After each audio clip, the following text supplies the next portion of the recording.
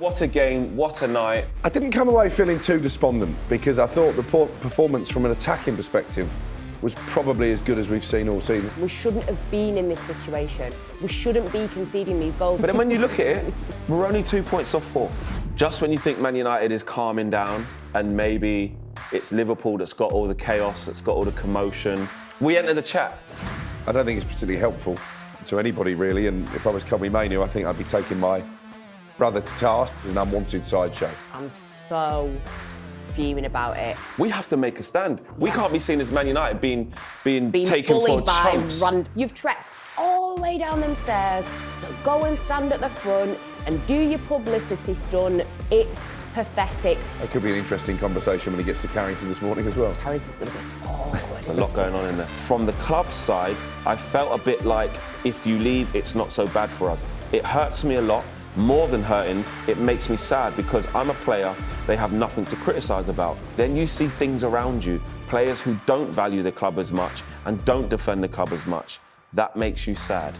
He has carried the midfield for a number of years now. He strikes me as somebody who wants to win trophies. Absolutely. So if the opportunity does come at the end of the season to go and join Harry Kane at Bayern Munich, where you're guaranteed the Bundesliga pretty much every season, You're going to compete. you're going to go deep in the Champions League, I don't think we could hold it against him. Hello and welcome to Inside Devils, sponsored by talkSPORT Bet, our weekly Man United show, bringing you everything coming out of Manchester United. What a crazy night at Old Trafford. 8 goals, and it could have been so much more. Somehow, it ended up Man United 4, Bournemouth 4, and we're going to try our best to go through the drama in the next 45 minutes. Let's welcome in Angelina Kelly and, of course, talkSPORT's very own. Well, Angelina's talkSPORT's very own as well. I was going to say, where have I been? You're both talkSPORT's very own, but chief football correspondent. We've got to add that bit in for Crookie, haven't we? Yeah. Alex Crook. Crookie, what a game, what a night. Frustrating not to win the game, of course. What were your instant emotions having witnessed that game last night? Well, we watched it at the talkSPORT Christmas party. How much of it did you catch? No, I was glued to it. Yes, I have to say, I'm positioned at the bar right in front of the big screen. I didn't come away feeling too despondent because I thought the poor performance from an attacking perspective was probably as good as we've seen all season. It's frustrating because we could have been out of sight by half time. Should have been. So many missed chances in that first half. We go in 2-1 up, give away a couple of cheap goals at the start of the second half, and you think, how are we losing this game? Brilliant free kick from Bruno Fernandes. Not sure it was a free kick, by the way. If I was Bournemouth. Was it the handball one? Yeah, if I was Bournemouth, I'd probably feel aggrieved by that. Then you take the lead, and then Bournemouth come back into it, and they've had chances at the end, Bournemouth. The goalkeeper's had to pull off a couple of saves. We could have lost. So 100%. 4-4, entertaining, but again, a missed opportunity to get into that top 5. Second game in a row, Ange, 4 goals in a row, which is great at the top end of the pitch. But to concede 4 at home, is it annoying that the fact that we're getting the top end right? That's where the investment's been. So it shows that that's where the improvement has been. Not as much investment into midfield, no investment in midfield, and no new defenders brought in the summer. Does it show? Yeah, I think so. I mean, you think Bournemouth haven't won a game since October. So the fact that we're conceding 4 goals to them, in my opinion, it is a bit embarrassing. And I think this is a situation, we shouldn't have been in this situation. We shouldn't be conceding these goals. And I just think defensively, we have got some real issues. We need Martinez back on full fitness, full form.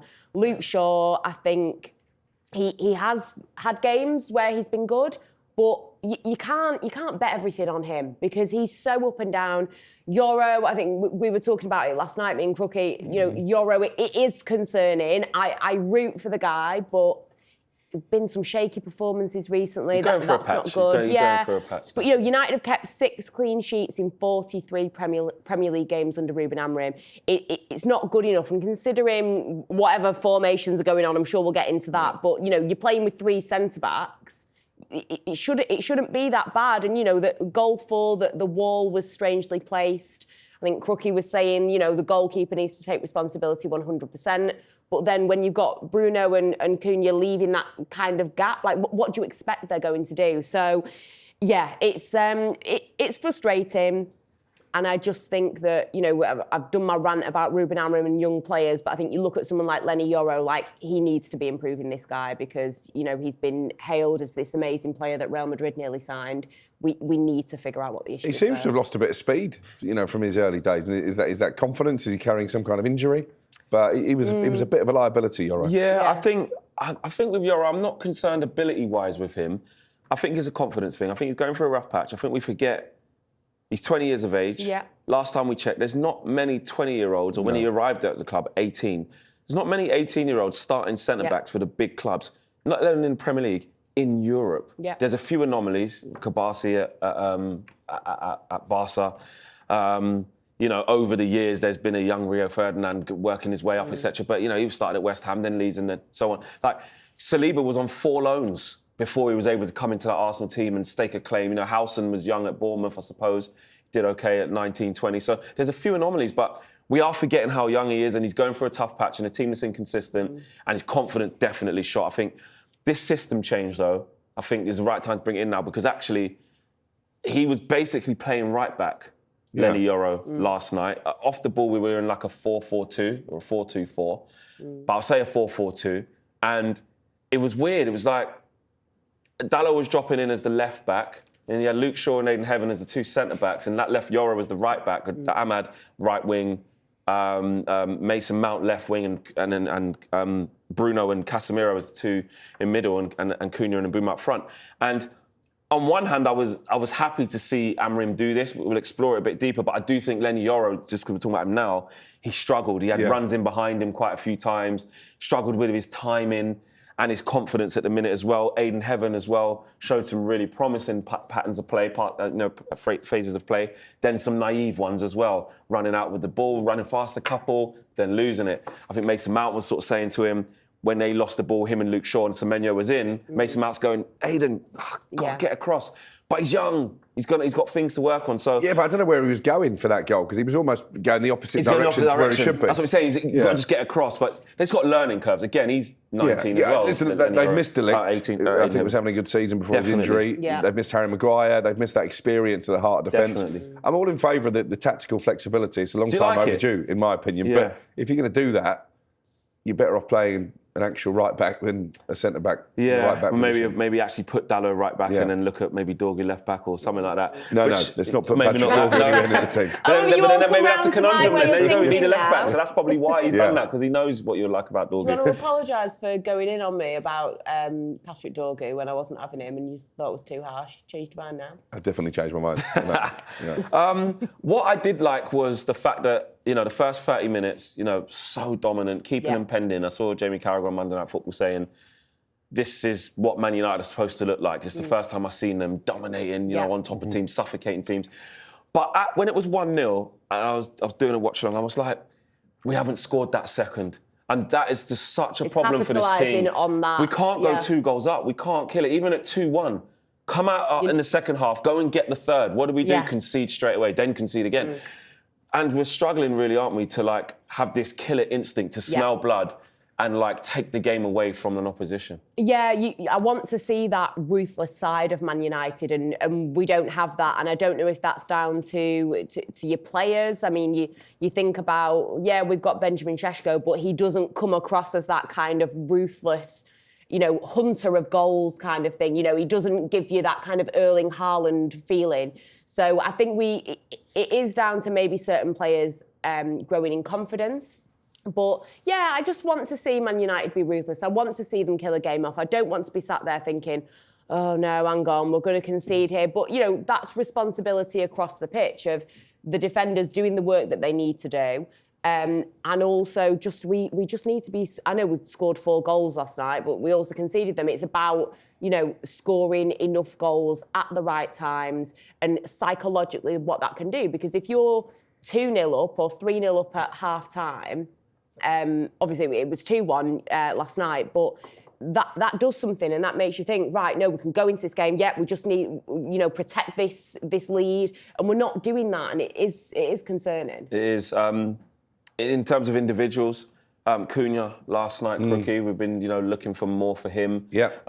He doesn't always. The goals might have dried up. I know he's only got like 1 or 2 in his last 27 odd appearances for club and country, so he's not in the free-flowing goals right now. But in terms of the physicality, taking the ball, making things happen, driving with the ball, he does bring a lot to the team, and he got his goal last night, which should have been the winning goal for us in the end, in a great turnaround, but it wasn't to be. But his performance was still solid. Yeah, and he had a big part in the first goal. He probably should have scored the header, to be fair. But obviously Ahmad got the final touch on that. And he set up an amazing chance from Boomer, which might have been one of the goals of the season. That probably should have been converted as well. So, it was much better. And we're going to need him, aren't we? Because obviously Boomer is off to the AFCON, so to his Amad Diallo, I thought played really well going forward as well. That attack really gelled last night. Made it even more painful. How big of a miss is it going to be? Oh, huge. Because you're taking 2 of your guaranteed starters, aren't you, out of the team, and you do wonder how he's going to replace them. And maybe that's why he's come round to this system change, because he knows now he's not really got the personnel to play the formation that we've seen for the last year or so. So it's a body blow. The fixtures are tricky. Villa, Newcastle.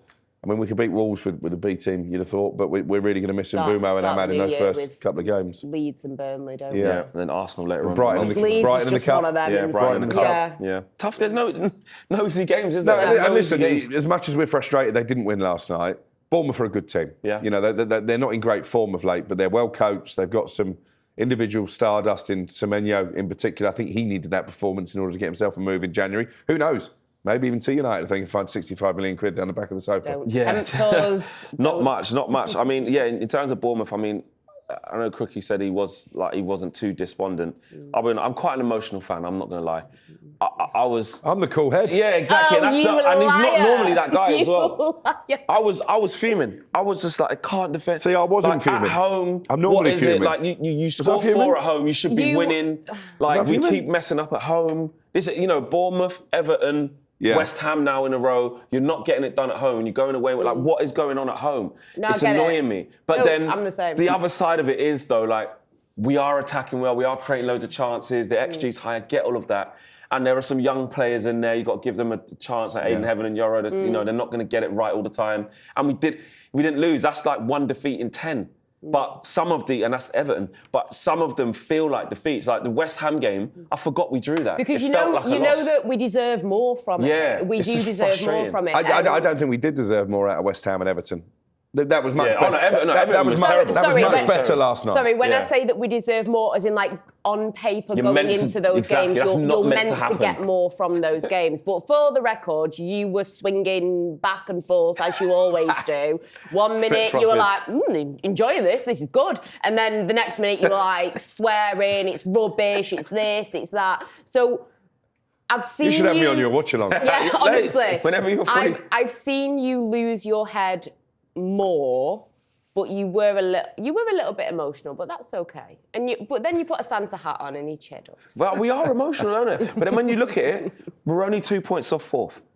We're 2 points off 4th. But every time the door is ajar, we don't seem to want to go through it, particularly at home, as you say. But because the league is so condensed, it keeps us in this place of like where we thought we would be, which is competing for Europe. It's psychologically messing with us though, exactly. Because eventually, I can't do this. This is why I'm trying to not pay attention to the table and to people saying, United could have been 4th, could have been this, whatever. Once this league evens itself out, which it will eventually. I said it last week. I'm not even thinking about top 4. Yeah, it would be nice, and maybe psychologically seeing us that high up would help with confidence and stuff. But we're not a top 4 team yet, and that's okay. And I think we're exactly where we need to be at the moment. And especially when you look at last year, it is growth, and I think that we can just take that little nugget for what it is.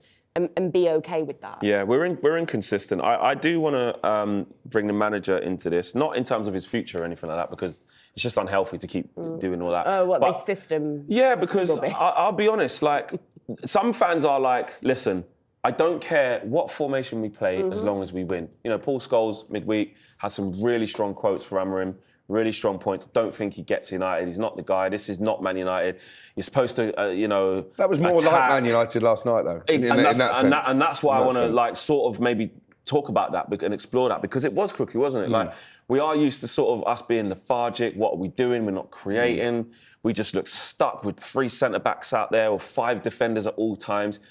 But last night was different. Last night was, the handbrake was off. We were going for it. And we're neutrals looking at it. Actually, we're not even laughing. I was sort of going, actually, that looks a little bit more like, even if we didn't win. They were good opposition in that regard, though. And I said to you before the game, I fancy us tonight because Bournemouth will play.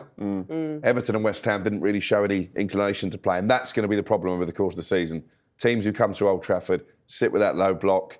He's rigid to this system. How are we going to break them down? Does he deserve credit, though, Ruben? I know we didn't win, but does he deserve credit for adjusting? Does he deserve credit for... It's taken a year. We've been asking him to do it. He said the Pope wouldn't make him change any of his formation, but he did change it. But this is the issue that I have with it. 2 weeks ago, wouldn't change the formation when Everton went down to 10 players and we needed a goal.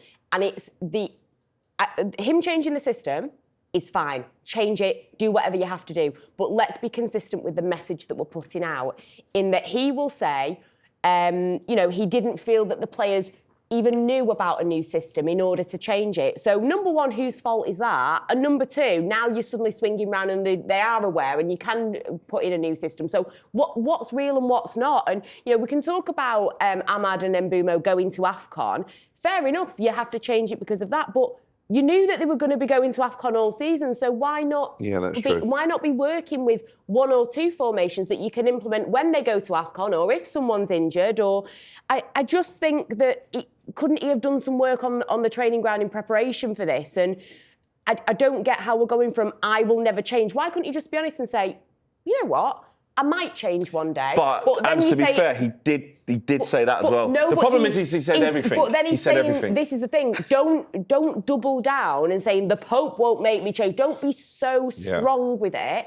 Just be, I might change, I might not. It's none of your business, whatever. But you're yo-yoing, you're going back and forth. I think what I've learned about Ruben Amorim is that he is this emotional, combustible character that sometimes isn't in check of his emotions. And I 100% agree with you. He said, not even the Pope will make me change. But I also remember a presser where he said, listen, in the future we may change, but in order for us to change, they need to learn this way first, It's so that when I change, there's principles there. He's kind of said, he's said both. It's just too extreme, but I go back to the fact that he's, and this is where I don't mind that he's emotional stuff, but you just got to have a little bit more sense in that you literally said, my players don't know how to play another system, so I couldn't have possibly tweaked it. Could it have changed now they do know how, because he's been working on it, so now they know how to play. But they should have been working on it months ago. They should have been working on it a year ago. I know he's had a lot to work on, but we always knew AFCON was coming.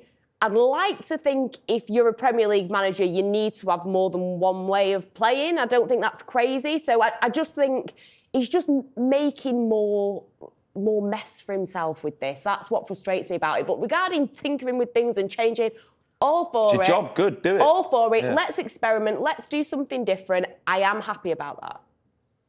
I thought he was going to come in there, sorry. No, I agree with what Ange is saying. I think he's taken... We're agreeing a lot recently. Yeah, we are. It's quite scary. Mm. I think he's taken too long to come round to our way of thinking that actually you need a plan B. And it's been forced upon him, I think, because of the departures for AFCON, because obviously they didn't know until the last minute if Mbeumo and Ahmad were going to be able to play last night. Yeah, exactly. OK, so that was 4-4. At Old Trafford, the neutrals and whatnot saying, great game. We've witnessed the best game in the Premier League so far. So everyone got their Monday night fix at the expense of us because we didn't win. But there are positives to take from a result that is quite frustrating in some ways.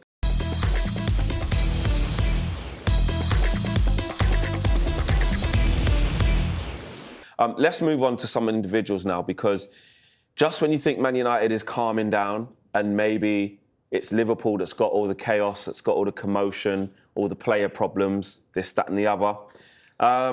We enter the chat. Of course we do. We enter the chat. And I'm going to say, and in the last sort of 24 hours, there's been big sort of quotes coming out from a Portuguese publication regarding Bruno Fernandes. We'll talk about that in a second. But I want to start with Kobbie Mainoo. And not necessarily anything he said, because what we saw in the aftermath of last night, after Kobbie's quite good cameo performance, actually, off the bench. I know the goal that we conceded in the fourth goal, he jumped and missed out, and then they went on the attack. Maybe that's a bit of an X in his column. But other than that, he was actually quite well and has got every chance of starting against Villa now. Casemiro is not there. But in light of that, his brother, Jordan, was pictured right at the front row of the Sir Bobby Charlton stand before the game, wearing a free Kobbie Mainoo shirt, and he posted it to his Instagram. Yeah. Crookie, thoughts? I don't think it's particularly helpful to anybody, really. And if I was Kobbie Mainoo, I think I'd be taking my brother to task, because what Kobbie's done quite well during this period out the team is that he's kept his own counsel. He's kept his thoughts to himself. We all know that he wants out. We know that Ruben Amorim probably is willing to sanction a loan deal. I broke the story yesterday that the powers that be don't want to sell him in this transfer window because they believe he's still got a bright future at Old Trafford, which I think does call into question. Are they thinking maybe the player could outlast the manager? Are they 100% behind the manager? But for his brother to do that, when he's come on, as you say, he's had a reasonably positive impact, I think is an unwanted sideshow and unnecessary. I'm fuming about it. I'm so fuming about it. To walk down all those steps, because he ain't sitting at the front, to trek down, and I've done them steps. We've all done them stairs. Those stairs are graft. You've trekked all the way down them stairs to go and stand at the front and do your publicity stunt and pose for your picture and upload it. It's pathetic from him. If Kobbie Mainoo didn't know about this, I feel sorry for him, because that's an embarrassment for your family member to be doing something like that, adding even more attention onto you when you've already got so much media noise around you. You've got your manager who, you know, has not been positive about Kobbie, has been, you know, smirking when talking about him, little jabs here and there that Kobbie is obviously hearing, and he's then having to go to training, and he's been so professional throughout this. So if he didn't know about it, that's embarrassing. And I'd be having a word with him and being like, you do not speak for me, rein it in, take the picture down. If he did know about it, which I'd like to think he didn't know about it, if he did know about it, then I have to hold him to the same standards as when I went in on Alejandro Garnacho and his brother. I had a lot to say about that, so I have to stand by that. And if he did know about it, it's just as disappointing as a situation like that. And have we not learned anything that getting our families involved doesn't help? But then I also have to look at it and think, you know, I'm not saying Ruben Amorim put the shirt on him and said, trot down there, but when you're saying stuff like that about Kobbie, people are going to get upset. He is a loved player. You know, the standing ovation last night, which some people don't agree with, some people do. You know, I don't think all of this would have happened had Ruben Amorim not said some of the things that he said, but that doesn't excuse what Jordan... Yeah, I think the mere fact that now you're talking about, and people are talking about, if Kobbie knew, then this, or if he didn't, then this, that... Yeah. That is what the implications of what his brother has done is thrown Kobbie into a difficult position between a rock and a hard place now, where Kobbie has to walk into training and be accountable for something his brother done and explain to the manager / the club what's going on here. A brother who's a bit older than him as well. 100%, I don't know his his older exact brother. age, but he's got to be late 20s at least. I would have thought so. So for me, I understand brotherly love, wanting to fight your brother's corner, wanting to stand up for it. And he's your little brother, and people's in his ear, and you're like, there's things that have gone on maybe behind closed doors that we're not privy to all of the conversations that happen. But you have to question, I think, if you're going to make a decision to try and help your sibling with a publicity stunt, to say how much of what I'm about to do is going to help my brother in the situation he's in. Do you think by parading that T-shirt in the Man United home section on a match night, right, is going to help Kobbie's cause for getting more minutes, or even help Kobbie's cause to leave? Because do you think Sir Jim Ratcliffe now and Wilcox and Barada and the whole footballing department are going to be bullied by Jordan Mainoo now by saying, like, tell you what, his brother's put a bit of heat on us, we better let him go to Napoli now? If anything, they're going to go, we're a club that's going through a transition, we've got problems with culture, we've got problems with discipline, we've got problems with conduct. The manager and us are trying to eradicate this. We've let Garnacho go. We've let Sancho go. The situation with Rashford, sometimes his brother was speaking out and stuff like that. We've seen this before, where players do wrong things, and this isn't even Kobbie Mainoo. So we're trying to eradicate this. We have to make a stand. We can't be seen as Man United being taken for chumps. By random people. You know what I mean? This is something you would expect in the away end. I'd expect Bournemouth fans to be turning up with that. I'd expect Arsenal fans to come to the away section wearing it's got free Kobbie banner or something like that to mock us because there's a situation going on there. Now, I get that you're not playing. I get that you're frustrated. I agree with you, Crookie. He's just kept stum. That's the best thing to do. Just keep quiet. Get your head down. Which of makes course you're me frustrated. think they're not that tight. I don't feel in my like, opinion. to be fair, I don't know. I've seen they spend their time together. I've seen them on socials. They do look quite close. I don't know. But just from this perspective of, I'm just going to stay on the lane of like, does this help your brother in this moment? And I think it doesn't. And I think it puts Kobbie in a really difficult position. Because, like I said, now he's gone on to have a good cameo. So he's done that before the game, because you can see in the picture the training cones are out and stuff. So it's during the warm-up. So you've done that before the game. Kobbie then comes off the bench now, has a good cameo. When did he post it? After the game? I think he posted it after the game, I think. Again, you've had multiple opportunities there to think about it and consider, is this the right decision? And he's made the wrong move every single time. It's ridiculous. I'll tell you what it does do. It backs up my story yesterday. The club won't sell him. Definitely not now. And I think the club will look weak. I think, and now it puts your brother in a more difficult position to convince the hierarchy, let me go, let me play. Not to say they only want to make a statement against your brother now he's done that, but it just intensifies the situation, and it doesn't help anybody. No problem back in your family, privately. If you've got things to say to personal friends and things like that, and within the family. Doors, but to come out in public when the scrutiny is already so high, I don't want to see people saying this is Amorim's fault because you don't play him. No, it's not that. You can't go out like that and make such a public statement and think it's going to help the situation. You just have to make that statement like he's done with the T-shirt and take all the heat that comes with it and understand now that you've probably made this more difficult for Kobbie than it needs to be. But Kobbie is going to get the heat, whether he knew about it or not. People are going to make their assumptions and think, yeah, he definitely knew about that. What kind of Man United what does Kobbie do now? Does he come out and apologise for his brother? Does he apologise to the manager for what his brother's done? Does he throw his brother under the bus and say, I didn't even know my brother done that? You don't want to snitch on your own brother, even though he's annoyed you and done something wrong. I feel it for Kobbie for this. Ban him from the stadium, I say. Well, there's going to, and there's the thing now. Because again, is your brother going to be banned from coming to games now because he can't be trusted? I've seen Jordan at a few games go to support his brother. That's what you do.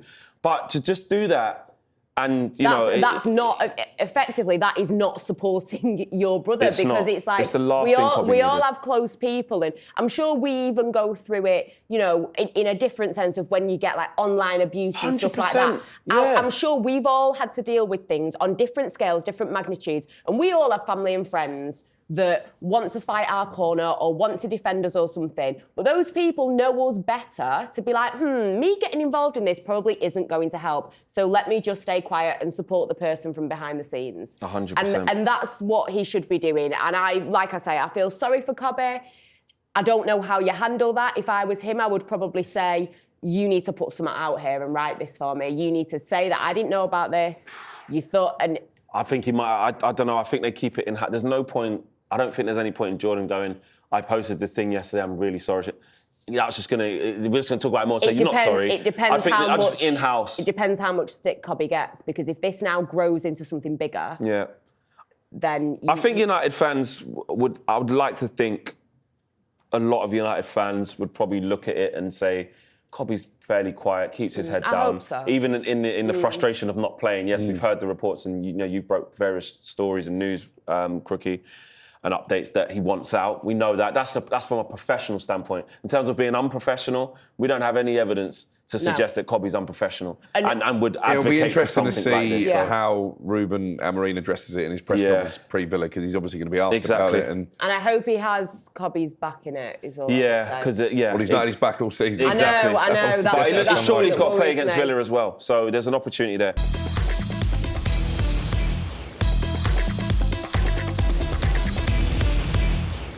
Another piece of news. Our captain, Bruno Fernandes. Now, it's not Mo Salah-esque. It's not stopping in the mix zone and saying everybody hates me and I've got no relationship with the manager and I've thrown under the bus. Yeah, because Bruno's playing well. because Bruno's playing well and he isn't on the bench. Yeah. But here's what Bruno did have to say with an interview with a Portuguese outlet. He says, "I can't complain. I'm very well paid, but obviously the difference is huge in terms of going to Saudi. That was never what guided me. If one day I have to play in Saudi Arabia, I'll play in Saudi Arabia." He later went on to say, "I decided to stay also because of family reasons at Man United, because I genuinely like the club. The conversation with the manager also made me stay. But from the club side, I felt a bit like, if you leave, it's not so bad for us. It hurts me a lot, more than hurting. It makes me sad because I'm a player they have nothing to criticise about. I'm always available. I always play, good or bad. I give my all. Then you see things around you, players who don't value the club as much and don't defend the club as much. That makes you sad." What's your thoughts on that, Crookie? What's his angle here? Is this something to blow up, or is he actually just stating things that we maybe already knew? Yeah, What's your thoughts I don't on think there's anything there we didn't suspect. It was pretty clear in the summer that Ruben Amorim wanted him to stay, the hierarchy, because they were trying to balance the books and maybe raise funds for new signings. I think would have cashed in had he expressed a desire to go to Saudi Arabia. I think he was quite close to doing that. I think it was only Mrs. Fernandes who pulled the plug at the last minute, and that's why he's still a United player. I think for me the most interesting part of that interview is the bit he says at the end, where he says he looks around. There's some players who don't value the club as much. So who's he talking about there? Exactly. Which of his teammates? Yeah. That could be an interesting conversation when he gets to Carrington this morning as well. What do you take from it, Ange? Yeah, Carrington's going to be awkward. There's a lot going on in there. God. There's a lot. It's a hard one because this is a player who clearly wants to feel valued.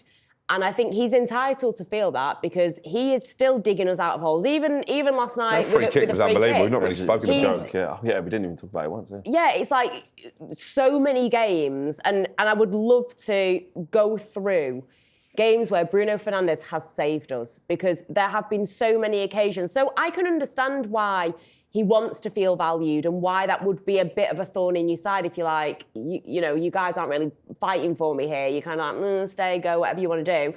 But I also understand the idea of, you know, getting a lot of money for a 31-year-old.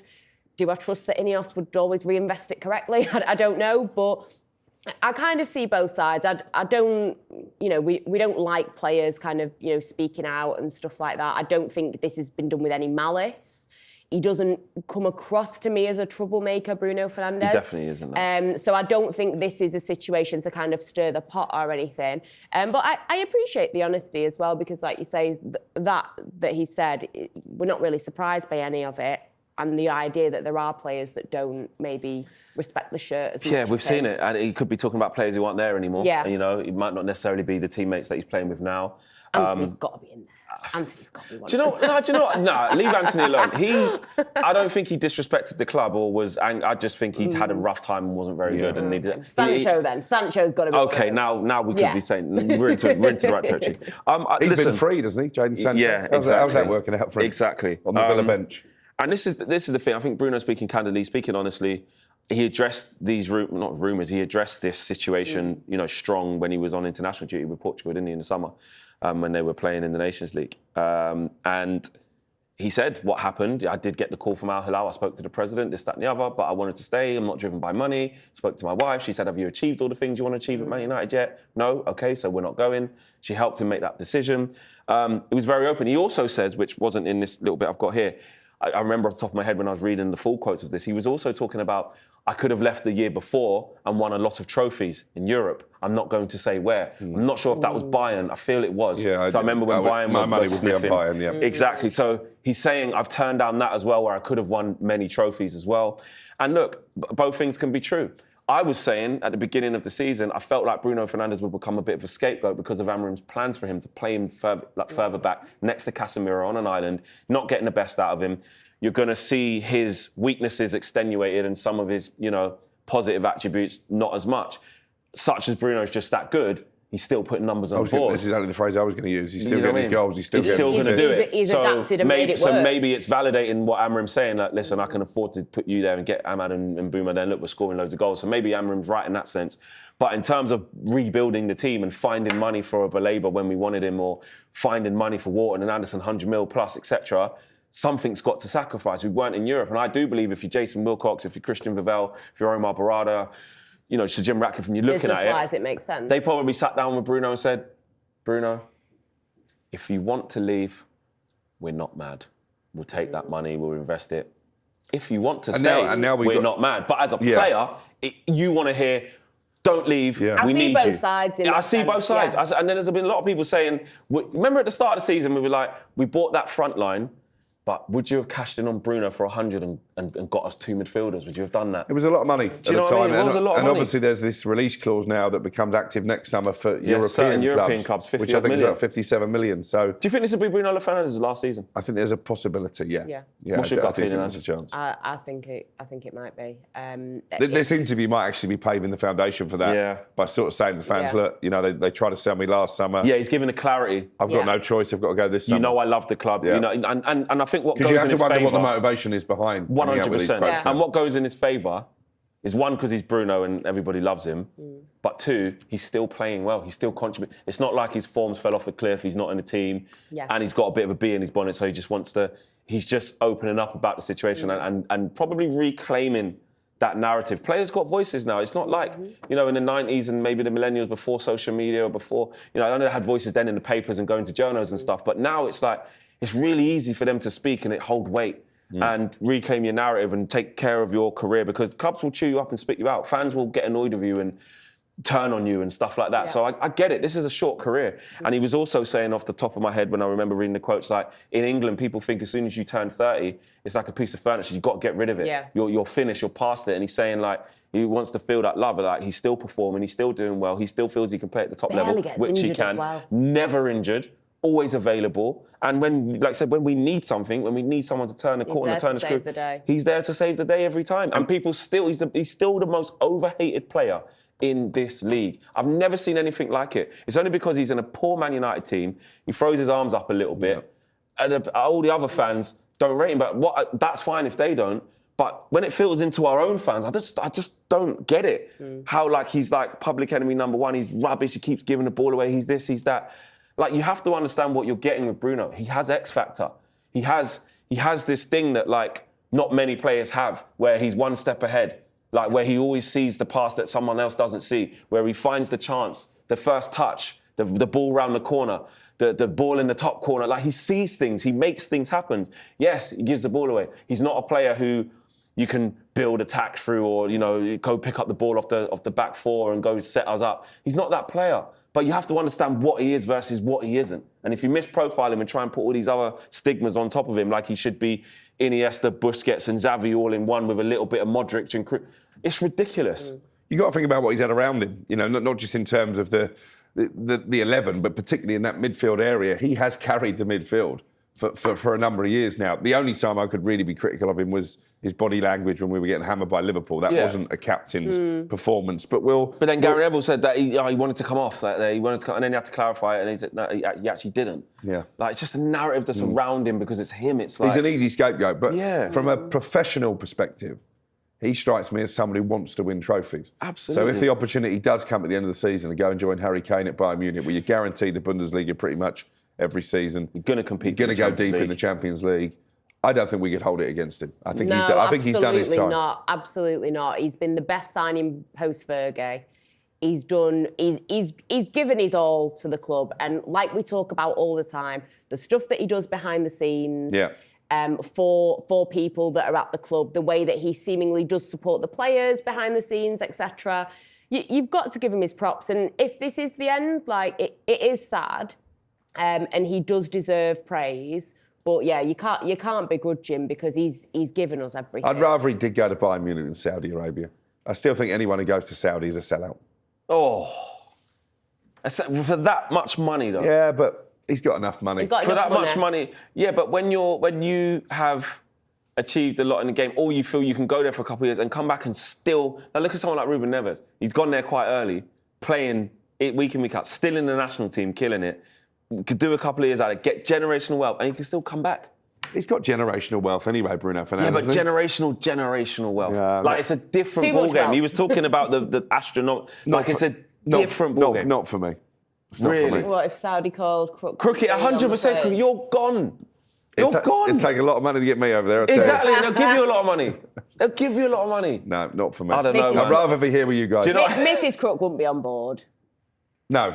I just think it's She don't want hard. to leave West Sussex. Let move to the Middle East. It's hard for us mere mortals that are just in normal life to just comprehend what's going on. No, it over is there. crazy. Do you know what I mean? Yeah, but have you ever watched a game? I have watched a few Have you? games. I have watched a few games, yeah. I'm not saying it's the best league. I've not, I know that, I've not but watched a minute. I don't plan on just watching a talking- minute. But maybe that's why then. Maybe you've got to watch it a bit more. You know what I mean? You've got to watch it a bit more. Crookie's going to. I'd rather watch Swindon against Bristol Rovers. Oh, look at that. Look at proper football. Look at that. Yeah. Proper football.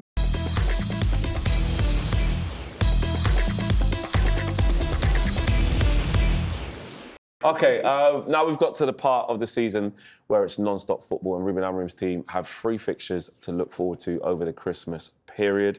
The next game is Villa Tough. away Tough. in absolutely unbelievable form. Yeah. It's got to end somewhere, hasn't it? It's got to end somewhere. We are a bit of a bogey team for them, actually. My good friend Dan Bardell, and co-host on talkSPORT 2 social, he's always saying, I hate playing you. We always just don't dispose of you, even though you're not that great. And we're in the Well, look at last ascendancy. season. We cost them a place in the Champions Cost them a League. place in Champions League. We would beat them for no reason after losing in the Europa One of the League better final. performances last year And as away, well. I think we got a 0-0 when I thought did. we was going to Yeah, get we hammered. did, yeah. The year before that, I think we won there. McTominay header, I want to say. I remember winning there. We just do all right against them. Well, Villa Park's a happy hunting ground anyway, isn't it? Not just in terms of playing Villa, but various FA Cup semi-finals down the years as well. But they're in great form. We've just lost Ahmad and Mbumo and Mazraoui. Pray for us. About him. After that, Newcastle United at home. Now listen, say what you want about Newcastle United. They have been up and down. They were really bad against Sunderland. Their fans not happy with some of the performances, but then on their day, we know what they can do. That was a low point for me last season. That Newcastle It was a defeat at turning Old point, Trafford. wasn't it? We were Yeah. absolutely And then we went to their place stinky that however day. many months later and got done 3-1 as well, didn't we? So we owe them one. They've been taking the mick out of us. I remember in the Cup as well, they came there with their B-C team, beat us 3-0, dumped us out of the Cup as well. So We did beat them in the Cup final when it really mattered. yeah, we beat when it mattered. But, recently that's a tough game. And of course, Wolves as well, who we should be beating. Well, that's the tap-in, isn't it? It's a tap. But then again, ask Arsenal. It's not always a tap-in, is it? Ask Villa when they played against them. Goal disallowed. They played really well. They nicked it. Yeah. Not everyone can go and beat them 4-1 like we did. But tough games. What are you expecting? How are you expecting us to adapt, Crookie, without the key players missing for AFCON versus this confidence thing? Away versus home. Start with Villa. Is it a chance for Kobbie Mainoo to surely start? Well, I think Casemiro it out? has to be. And obviously he came on in the game in midweek, and as you say, performed relatively well, barring his role in the late Bournemouth goal. I think Ahmad's a massive loss. And Mbumo's form's actually tailed off a little bit. He in actually, recent I was weeks. last night. I was like, mate, do you want to come off and just go early? Yeah. Do you know what I mean? Yeah, but Ahmad is huge, just because he creates so many opportunities with that pace that he's got. He's a defender's nightmare. I don't really see a replacement for him. So for me, that's the biggest issue. And I think what you'll probably see at Villa Park is quite a defensive approach from Ruben Amorim. And do you know what? I've got nothing to back this up. Okay, it's a ridiculous call. Go on. I think we're going to go there and win 1-0. Do you know? Because all good runs have to come to an end. Do you know what, though? No, in a weird way, with this Man United team, at home, look at us, nervous, can't see it out. But we've gone to Away, Palace, yeah. Wolves, and we've won. And at Palace, we probably didn't think we'd win. Wolves were like, don't you dare. And it was 1-1 at half-time. And yeah, you just... Would you be shocked if Man United didn't lose against Villa? No, I don't wouldn't think I be. would be shocked. It does stink of something like that happening. I think that the main concern is with Villa.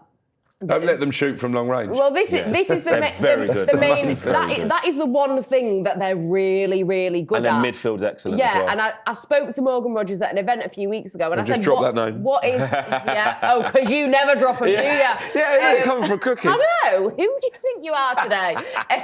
But I said, I was like, is this a tactic? He's like, yeah. This is something that this isn't just, a random thing that's going on. They are plotting and planning with this. And obviously, Rodgers scored an absolute screamer at the weekend. So that's the main concern. They were twice behind in that game, though. Yeah, they are conceding. Yeah, I think it's just that element of the game that will be difficult to deal with. But, you know, we've got Casemiro's going to be suspended. We've got, Ahmad and Mbeumo Mazraoui, as we've said. You know, do we just, play 10 at the back and hope for a point or something? I don't know, but it wouldn't surprise me if we did manage to get a win. And I'll take that. Newcastle United will fly through these.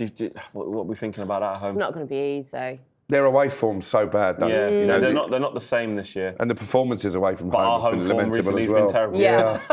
Draw. Probably. Yeah. Probably a draw. Yeah. And then Wolves is the one where you're going, it's got to be a formality. I said that about West Ham, though. Don't get me wrong, they do. Yeah. They fight. They're a weird bottom place team with only 2 points, because when you watch them, like, they have got a bit of fight about them. They have got a bit about them. And there are players in that side that you look at and think, what is going on here? Because you should be doing. Yeah, you should be doing a bit better. So. But we should be beating them. Yeah.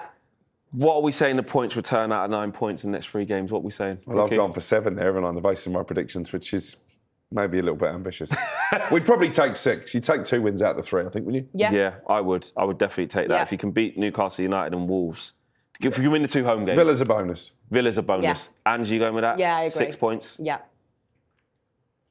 I'm going to say 6 because I think, it's got to be. If you can draw against Villa, you take that. You take that. I'll take your hand for a draw now and get out. If you can win, wow. But we're so inconsistent, and their midfield is so good. You're looking at Kamara, Tielemans, McGinn, Onana. These are top players, man. And if we're not at it, and Kobbie's got to come in. I know he's played well, but that's a big ask. And is Amorim going to trust that away at Villa against their physicality, against how good they are midfield? Is he going to go to Ugarte and overlook Kobbie for this one? I hope not. Let's see what his brother thinks about it. Oh, mate, yeah. Honestly, that is one. I also think that when you look at it on a whole, because I've calmed down since yesterday, my sort of closing thoughts, is that we are where we want to be in the table. Yeah. I know it's frustrating because we've thrown away leads against Forest, Spurs, West Ham, and now Bournemouth. So we've lost a lot of points from winning positions. Missed the pen at Fulham. Missed the pen at Fulham. So there's things that have gone wrong, but overall, when you look at it, we're in the right end of the table, and that's we're in the top half of the table, and I think it's okay to celebrate that, and it's okay to be happy and content about that. Look at Spurs. Exactly, and they look like they're going down the pan. So there you go. Right, that's all we've got time for on Inside Devils this week. A big thanks to Alex Crook and Angelina Kelly, and we'll see you next time, hopefully with more points on the board.